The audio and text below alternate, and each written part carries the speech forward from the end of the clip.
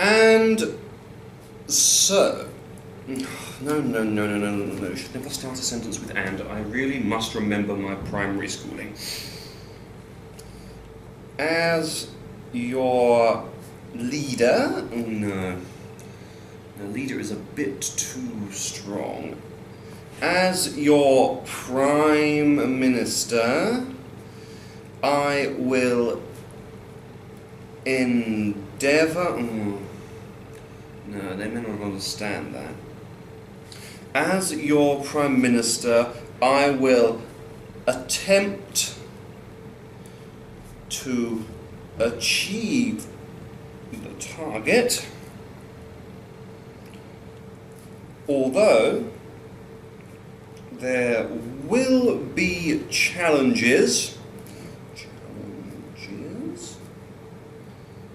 I care. Oh no, perhaps a bit too sympathetic. I care. No, not believable enough. I care. Yes. Perfect.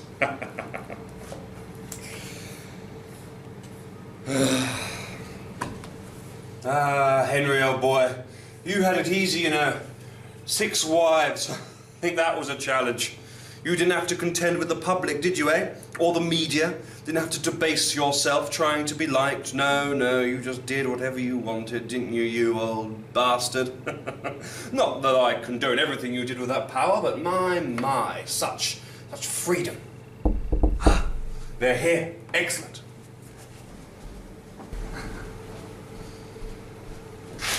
My right honourable friend, the leader of the opposition, is most welcome. My right honourable friend, the Prime Minister, is very kind to say so. Yet what my right honourable friend has forgotten is to remove his coat. I refute the allegation of my right honourable friend. I have not yet been given the opportunity to remove the offending article. My right honourable friend had the opportunity to remove the offending article, Mr. Speaker, during his party's long term in power. Ah, the old time in power ploy again, Kenilworth, eh? Gets me every time. Good to see you. Warrington North, good of you to come. Thank you very much, dear boy. There we go. Can't help but feel good shutting the world out, eh? Feels so liberating, so refreshing, so safe. I know exactly what you mean, Kenilworth. Sometimes I don't even open my curtains just to make sure that no one's watching. How about a coffee? Coffee indeed. Exactly. Sepia, would you come here for a moment? Yes, Prime Minister, how can I help? Coffee for me and the leader of the opposition, would you?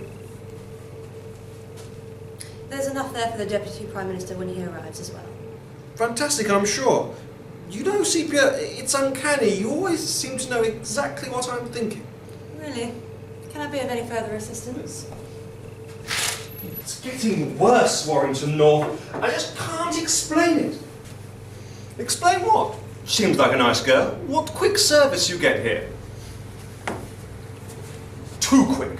The civil service know things before I can even think them. They're clairvoyant. In my head. Oh, don't be a silly chap. I'll play mother. You know, I could really go for a custard cream. I've become a real fiend for them lately. Indeed. Well, bugger me. Don't be crude, my honourable friend. We aren't in school anymore. This is verging on the ridiculous. Last week, I had a dream. A rather saucy dream, if you don't mind my saying. And the leading lady in this instance was Susanna Reid, the newsreader. Yes, BBC Breakfast was a certainly more satisfying experience when she was the anchor. I wonder if I could convince her to go into politics. The Labour Party could really do with someone like her. There'd be no silly, frivolous stories about her shoes, and she did look so very good in that skirt. I could certainly have some potential discussions with her about her seat. Finished? Good. Well, I didn't make anything of this dream. I mean, why would I? But 2 days pass, and then this. How How did they know? I mean, I didn't tell anybody. Not a soul. But someone decides to play a sick joke by putting this picture here. They wouldn't have done this to Churchill. Very queer. 2 days, you say? Well, talk about inefficiencies in the civil service. Just joking, that's fine. Well, I'm sure it's nothing, Kenilworth. I mean, it's not like they're really listening into your thoughts. Oh, thank you.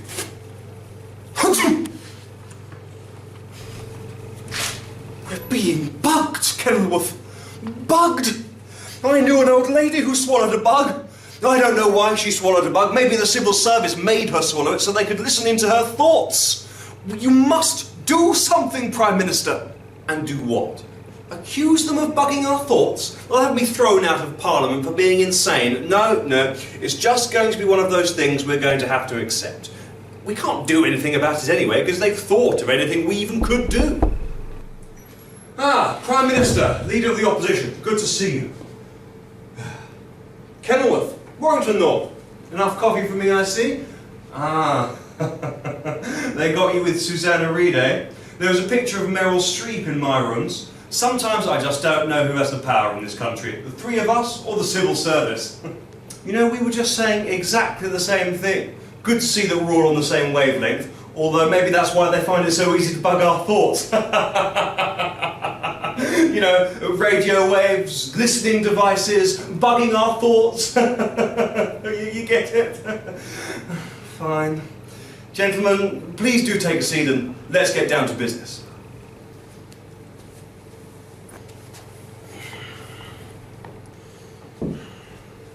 So, gentlemen, we are gathered here because another general election looms. Another opportunity for the country to move forward, change direction, or possibly turn around entirely. And who do we have navigating? Neanderthals who don't know the first thing about orienteering. The kids in the back of the car who scream and sulk when the song on the radio isn't what they want to hear. Who shout, "Are we nearly there yet?" when they don't feel like they're getting what they want quick enough. Who can't decide on what sort of fast food they'd like, yet whinge about our choice of burger. Neanderthals, gentlemen, the electorate. Couldn't have put it better myself. You know, I really must get the name of your speechwriter, Kenilworth. She's a true national hero. So, we must have strategy, we must have candidates, and we must have policies. This shall be the triumvirate which forms the agenda for this meeting. Now, who wants a drink? Reading my mind again, Kenilworth. No, don't worry, I'll pour. Scotch, anyone? Kenilworth, can't seem to see your scotch anywhere. Scotch? Since old Haddock introduced minimum pricing? No, we've moved on to bourbon now. Besides, I'm only allowed elderflower presse after those hideous concessions I had to give away last month. Oh, but it was worth it though, wasn't it? I mean, that was a trade delegation to go down in history. Not that I remember much of it, of course. Yes, elderflower presse all round then, I think. Excellent. We'll have it in whiskey glasses though. Don't want to seem like children, do we? Gentlemen, to the freedom of British politics. Long may it continue. Hear, hear. Now, gentlemen, before we consider candidates and strategy, we must go over policies. Before we speak to any of these people, we must know what sort of promises we're going to peddle. Seconded. So, policies.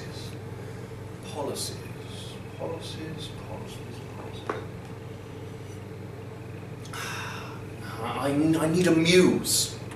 Yes, what is our inspiration? The economy is recovering, unemployment is going down, even crime is dropping. Where is the political front line? Well, I suppose the Middle East is rather out of fashion now at the moment. Any debate on that is only going to reflect badly. What about energy? Although it's unlikely to cause a surge in support, and it's not likely to get us into power. I mean, green energy could be a policy generator. Yes, I could get on board with that. Perhaps we could introduce something where a certain amount of energy sources need to come from green energy by etc, etc. Although we could be stepping on the Greens' toes. Oh, let them squeal. It's about time we reclaimed some of the ground they've gained. This is definitely a Lib Dem policy. I'll get the chap's mind mapping. Seconded. So what else? Education? Prime Minister, I believe you're discussing my portfolio. Wasn't me, Robespierre. I know better than to talk about education, but it is good of you to join us. It's so uncanny how you know how to appear at exactly the right time. Thank you, sir.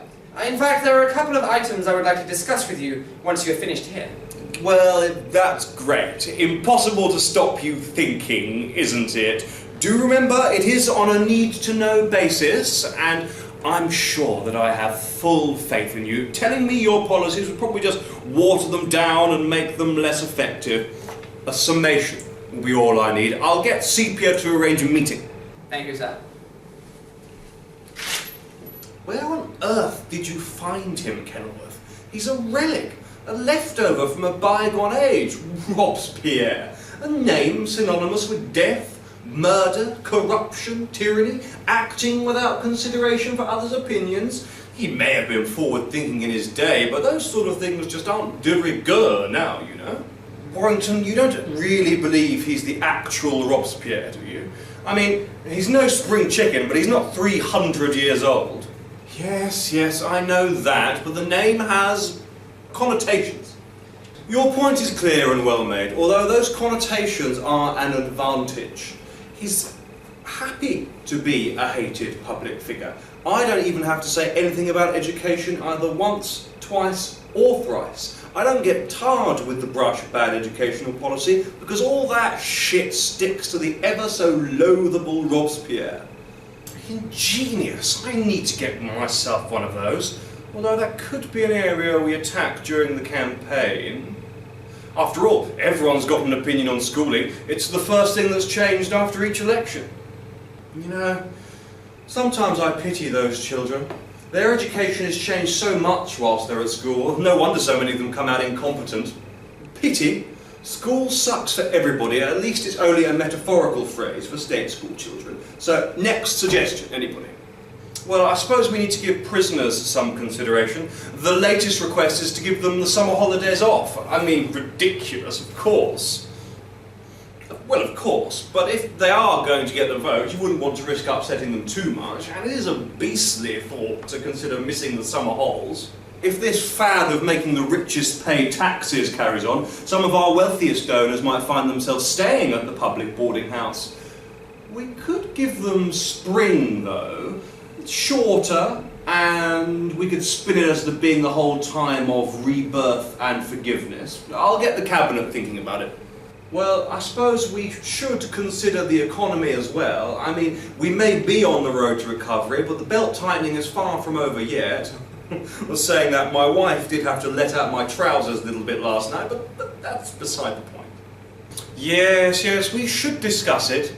And, you know, if we can't afford to have big signs on our borders saying, "Welcome to the United Kingdom," if we can't afford to stock our embassies with rulers stamped with Britannia rules, essentially, if the United Kingdom cannot afford to be the United Kingdom, then what point is there in all of this anyway?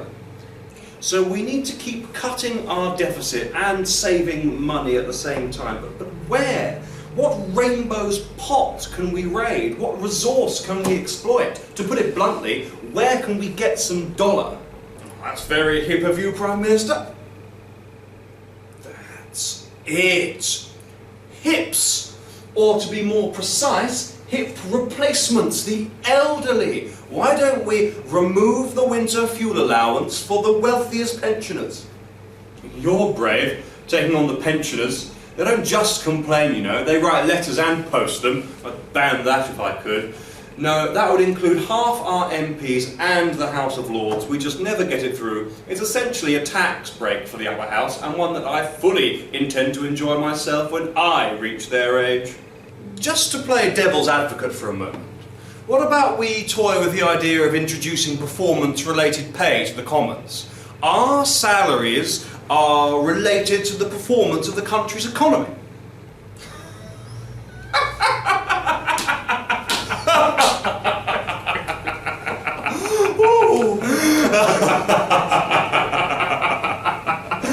Oh, Fergus Taunton. You'll injure a chap springing a wheeze like that one. Applying logic to our salaries, absolutely fantastic. So I suppose we should consider some candidates. Sepia, send them in.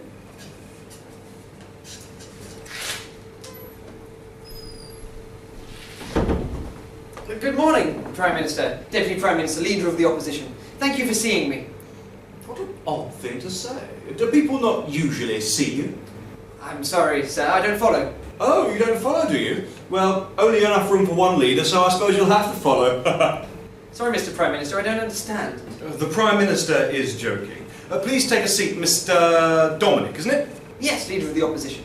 Oh, please don't be so formal. Call me Mr. Warrington North. Now, obviously, we have a few questions for you, so where are you from? Luton, sir. Sorry, could you say that again? I'm just having a little bit of a hard time understanding your accent. Luton, Deputy Prime Minister. Ah, up north, I see. Well, welcome to London. And where did you go to school? Charney High School for Boys, sir. Oh, America. No, Mr. Prime Minister, Luton. Do we have high schools in England? I heard a rumour, but I didn't give it any credibility. Well, okay, well, go on. The university? Durham, sir. I got a first reading politics and economics. But you didn't get into Oxford or Cambridge then. That's a shame. Now tell me, do you do any charity work? Oh, yes, I support a number of cancer research charities, transport charities, and I raise money for local children's and homeless shelters. Wow, that is quite a few areas where you might be open to lobbying, which is a dangerous prospect in a career like this. Now, have you ever tried lobster? No, didn't get a lot of lobster in Luton when I was growing up, and it's never been something I wanted to try, to be perfectly honest. Honest, again, dangerous. Tell me, is it scone or scone? I fail to see how that has anything to do with whether I'm a suitable parliamentary candidate. Very defensive. Okay, well, thank you very much, Mr. Dominic. You can go. We'll be in touch. That's it. Well, thank you, gentlemen. Thank you for your time. I just don't know, gentlemen. We do need some freshness in politics, and he isn't it every day, isn't it? Yes, he certainly had promise, but he had such a strong northern accent, very open to lobbying, and did you hear the way he responded to some of our questions? I mean, the whip would have a strong challenge with that one, and no mistake. He probably prefers baked beans to spaghetti hoops. And, I mean, never having tried lobster. How can you expect to represent a country so reliant on the fishing industry, never having tried lobster? Yes, you are right, gentlemen. He won't bring much to our world, average schooling and higher education, although he is a slightly different variant on the usual background of British MPs. Apart from that, he is rather beige. Okay, well, we'll see the next candidate. Good morning, Prime Minister, Deputy Prime Minister and Leader of the Opposition. I'm Sandra Smith-Jones. Ah, lovely to see you, Miss Smith-Jones. Thank you for taking the time to come speak with us. Of course, Prime Minister, I wasn't going to pass up on an opportunity like this. Oh, very kind of you to say such a thing. Now, where are you from, Miss Smith-Jones? Well, originally I'm from Newport, but I actually now live in Maidenhead, which is where I'd like to run for election. But that's where you're from. Yes. So why would you want to be their representative? Well, surely the question would be, why wouldn't I? Very well turned round. I mean, I know it. I know Maidenhead's needs, I know the needs of its inhabitants, and I'm passionate about it. I wish to represent Maidenhead and fight for it in Parliament. But, Miss Smith-Jones, you wouldn't be in Parliament to represent your constituency. You'd be there to help your government to care for the country. Do you see the difference? Well, that's ridiculous. The system works because all of the constituencies present their views based on their needs, and then the best course of action is decided through debate. Otherwise, it's just individuals dictating to each constituency what they need, and there would be no need for representatives because all of the opinions would be the same. Well, Sandra, I really must tell you that calling the three main leaders of the political parties who can decide whether you represent anywhere in Britain, let alone in Maidenhead, ridiculous, is as naive as your views on politics, wouldn't you agree? Now, where would you like to represent if elected to Parliament by one of our parties? Maidenhead. Miss Smith-Jones, it might be worth taking a moment to consider your answer. Well, considering your point, and I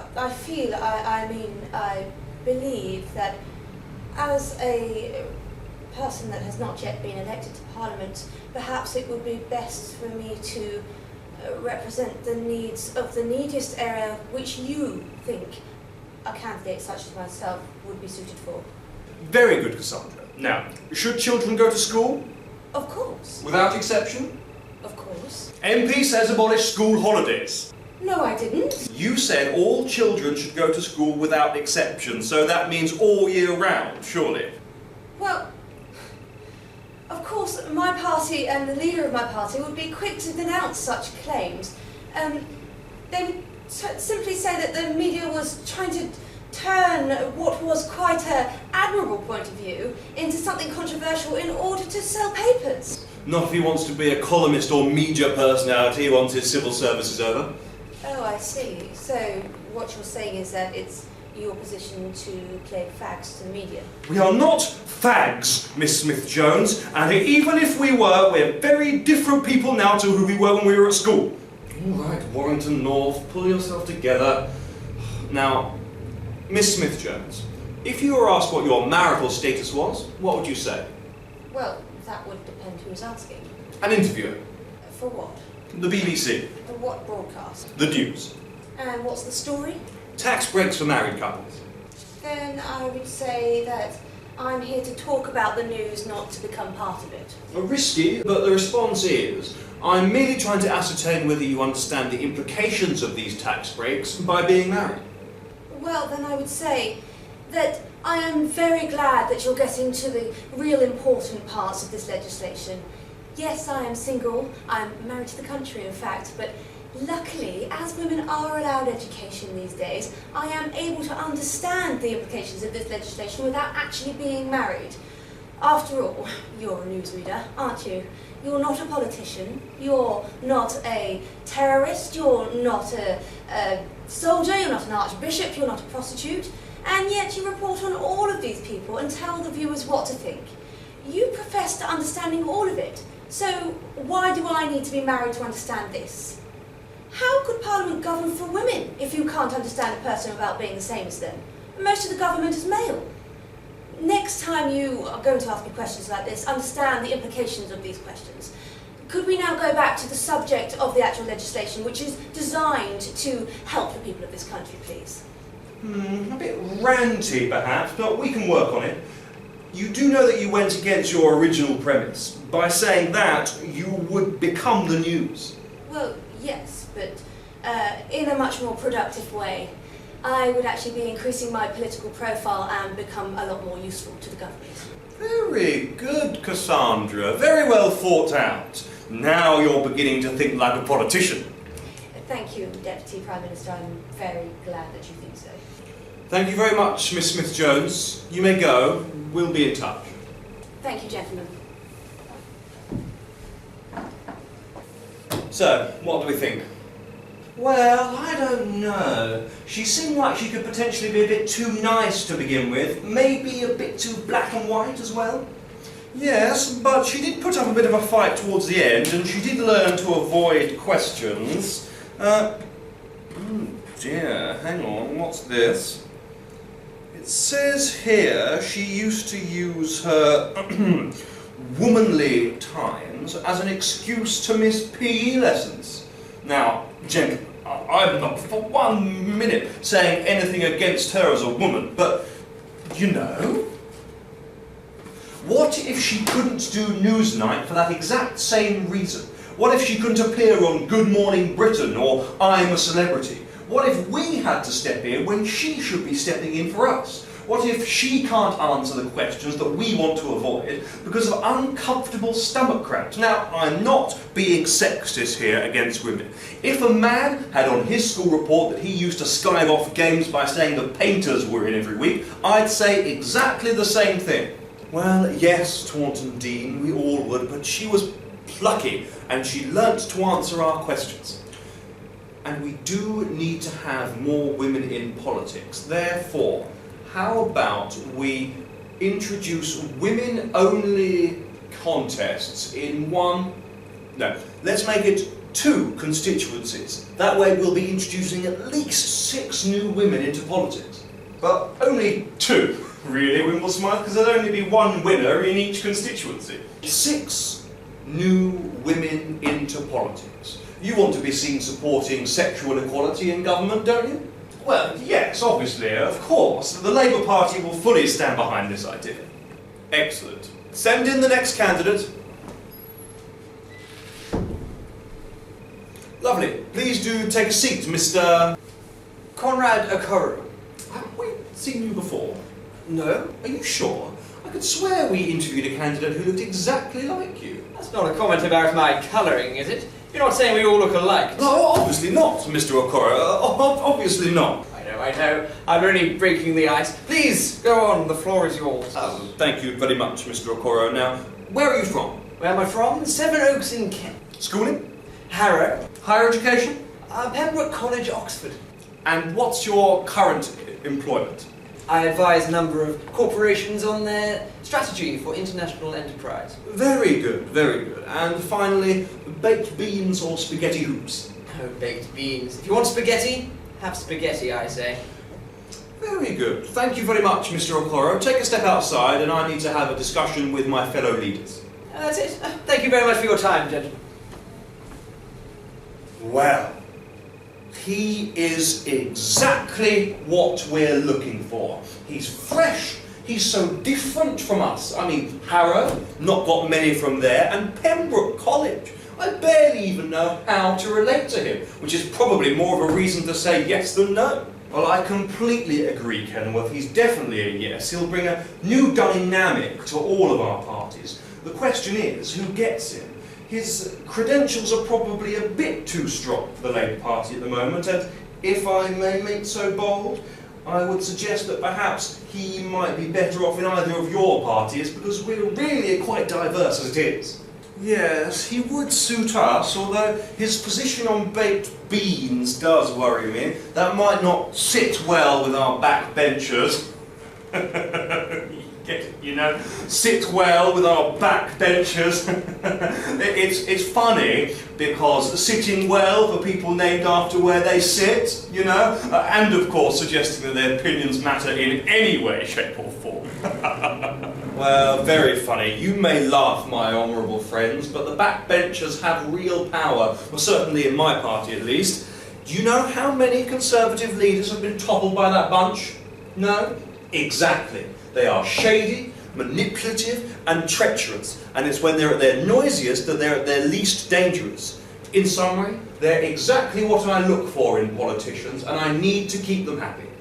In light of that, I would make the suggestion that the Right Honourable leader of our partners in power take this candidate into his suitably monotone ranks. Yes, of course, you are quite right, Prime Minister. Spaghetti hoops aside, he's exactly the sort of person we want in our party. He's fresh, with a new perspective, yet with a high-class education, excellent contacts, and his elocution is first-rate. Very good. Mr. Okoro, could you come back in, please? Yes, sir? Mr. Okoro, we are delighted to tell you that we think you would do very well running for Parliament at the next possible opportunity. We're going to give you the opportunity to run for the Liberal Democrats, although we'll put you in a government department first, just for you to learn the ropes, as it were. We're going to put you in the Ministry of Education. Are my ears burning? Gentlemen, our new Minister for Education, Paulina Bellamy. You look familiar. You think everyone looks familiar? Excellent point. Excellent point. But, Prime Minister, Deputy Prime Minister, I really don't know anything about education. Well, that's perfect. You went to school though, didn't you? Oh, yes, of course. Oh, well, what more do you need to know? Come with me. Now, what are your opinions on beating children with slippers? Excellent, excellent. However, we have so far avoided the question, but we do need to come up with a strategy to deal with the other leader. How do we tackle him? How do we stop people voting for him and his bunch of lunatics? Well, I'm glad you brought that up, Warrington North, and once again you'll see I have a solution. Donald? Aha! Prime Minister! Did I ordicate the expulcation of my name? Donald, those aren't real words. I know, but they're jolly delicious, aren't they? However, you can't deny the exclamation of my honorification now, can you? Indeed not. Thank you so much for coming very quickly. Of course, of course. This is your plan? He's an idiot. Oh, I say, wrong thing, old boy, to summon someone just to insult them. Of course, of course. I'm sure the Deputy Prime Minister is very sorry. Now, Don't get up, I'll get it. Hello, everybody! Oh, hello there! Oh, didn't I see you in the pub last night? I do like your thighs, madam. I say, womanizing, whilst I'm around, I will not have it. I shan't have it. Oh, don't worry, it's all for effect. The voters love it. Of course they should, but they won't fall for your antics with a tie like that. I've seen brighter ties on black and white TVs. It's positively monotone. Well, I've seen baboons ruffle hair better than you. I bet you don't even have a bike. I bet you use a nasal trimmer. Oh, they won't fall for your feigned idiocy. Oh, you're not even in Parliament. Well, neither are you. Well, to you. ingenious, quite ingenious. A buffoon to counter a buffoon. Kenilworth, if only I could see inside your head, what a sight it would be. Well, I'm glad that you've got a plan in place. I was really starting to get quite nervous. Strong effort, Kenilworth, strong effort indeed. Good. Well, I'm glad that's settled. Now, on to our final point. Strategy. Very good. So, same strategy as last time? Same as every time. Pitt's approach is the way it's always done and the way it always will be done. Huzzah! So, as decreed by William Pitt the Younger... Oh, get on with it. You went through all this last time. Oh, fine. Is it me, or is it getting rather hot in here? I quite agree. Well, as we're alone... Phew, that's better. Now, has anybody got a coin? I think I had a 2p piece in here somewhere. Try not to rummage too hard. Oh, shut up. Here we go. It's my coin, so I'll call first. I'll call second. Oh, hang on, that means... Fine, I'll flip. What do you call? I call tails. I call heads. Obviously. Obvious or not, I get to choose, it's in the rules. Fine, fine. On the count of 3. 1, 2, 3. Well, I suppose that settles it. Yes, probably for the best, I suppose. Yes, of course. Hey, give me back my coin. Fine, I didn't want your stupid coin anyway. Right, ties back on, gentlemen. Can't look undressed for the press. Well, thank you very much for your time today, gentlemen. I do feel like we've made some big strides forward. And who knows, this might be the last time we meet each other like this, for bigger and better things await us once we complete our public service. I hope that if this is the last, then chance and our future employers will allow us to meet in the first-class lounge of Heathrow one day. Oh, stop being so soppy. No, he's right. To the first-class lounge at Heathrow. Long may its luxury continue. Hear, hear. Fine words, right. Onwards to Prime Minister's questions. Indeed. What larks! Huzzah, huzzah! No. After you, Prime Minister. Thank you, Deputy Prime Minister.